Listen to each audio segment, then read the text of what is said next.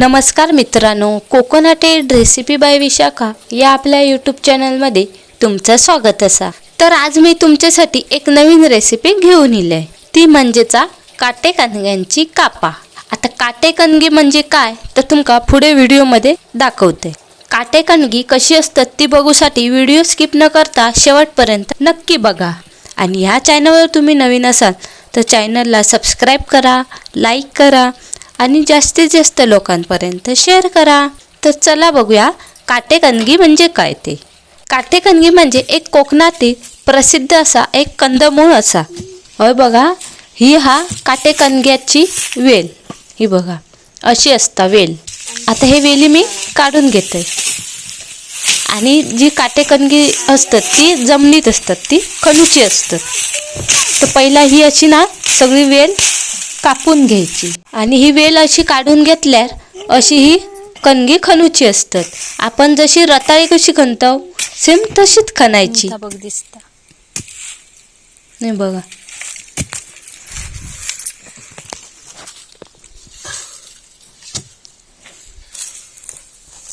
ह्या मातीत असतात काटेकणगी। हे बघा, त्याच्यावरती माती असतात, ती माती अशी झाडून घ्यायची।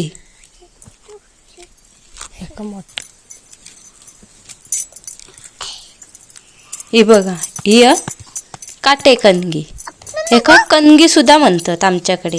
तर ह्या कंदमुळात तुमच्याकडे काय म्हणतात तर कमेंट करून नक्की सांगा। हे बघा, ही काटेकणगी, हे बघा अशी असतात। ही उपवासाक पण खातात उकडायची। आपण जशी रताळी खातो ना तशीच ही कणगी पण खायची असतात उपासाक। ही बघा हे किती धरली आहेत ती बघा। आता ही काटेकणगा चांगली धुवायची। आता मी ही काटेकणगा उकडून घेतय, हे बघा हय उकडून घेतलंय मी ही काटेकणगी।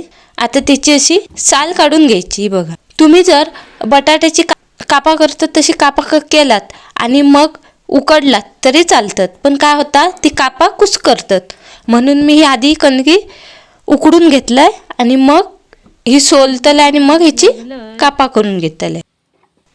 ह्या कणगी सोलूक खूप वेळ जाता। ही बघा, एकदम जास्त शिजवायची नाही, मीडियम मध्येच उकडायची, कारण आपण ही कणगी कापा करून नंतर भाजतलो तव्यावर। ह्याची साल येऊसाठी आपण ह्या उकडून घ्यायची। हे बघा, मी सगळी काटेकणगी सोलून घेतलंय। आता मी ही कापून घेते। मी ह्याची उभी कापा करतले, आडवी केली ते एकदम लहान लहान होतली, जसे आपण केळ्याचे वेपर्स खातलो तसे। मग ती भाजूक भरपूर वेळ लागता, म्हणून आपण अशी उभी कापा करायची। हे बघा, ही जास्त उकडली नाहीत म्हणून ही कापूक मिळतात। जर तुम्ही जास्त उकडलात तर अशी कापताना ही मध्ये तुटू पण शकतात। हे बघा, ही कणगी कापताना एकदम पातळ कापायची नाही, जर पातळ कापलात तर ही आपण भाजताना ही कणगी मधून तुटू शकतात। आपण जशी बटाटी कापतो मीडियम साईजमध्ये, तशी ही काटेकणगी पण कापून घ्यायची। मी सगळी काटेकणगा कापून घेतले। आता ह्याच्यात आपण मसाले टाकून घेऊया। आता ह्याच्यात मी पाव चमचा हळद टाकून घेतोय, अर्धा चमचा मालवणी मसालो, चवीनुसार मीठ टाकून घ्यायचा। उकडताना पण मी थोडासा मीठ टाकलेलं आहे आता ह्याच्यात मी अर्धा चमचा धने पावडर टाकते, पाव चमचा जिरे पावडर आणि पाव चमचा चाट मसाला। आता ह्या हातान चांगला मिक्स करून घ्यायचा। मिक्स करताना लक्षात ठेवा ही कापा कुस्करती, नीट एक एक करून कापांका मसालो लावून घ्यायचो। आता कापांका मसालो लावून झालो। आता ही कापा 15 मिनिटं अशीच ठेवायची। बघा 15 मिनिटं झालेली आहेत। आता मी आग केलंय। आता चुलीवर मी एक तवो ठेवलंय, तवो चांगलं तापलो। आता त्याच्यात मी 2 चमचे तेल टाकून घेते आणि तेल चांगलं गरम झाल्यावर ही कापा आपण भाजून घेऊया। आता एक एक करून आपण ही कापा तव्यात टाकून घेऊया। लक्षात ठेवा, जर चुलीवर करत असाल तर आग एकदम बारीक करायची, नाही तर ही कापा आपली शिजतली नाही। आपण जशी बटाटी भाजतो तशीच ही भाजून घ्यायची। आणि ही कापा तुम्ही कधी केलात नसाल तर आजच करून बघा, खाऊ एकदम खूपच सुंदर लागतं। ह्या काटेकणग्यांची तुम्ही भाजी खाऊ शकता किंवा ही उकडून पण खाऊ शकता। जर कायकांका उकडून आवडत नसतील तर तुम्ही याची कटलेट बनवून पण खाऊ शकता.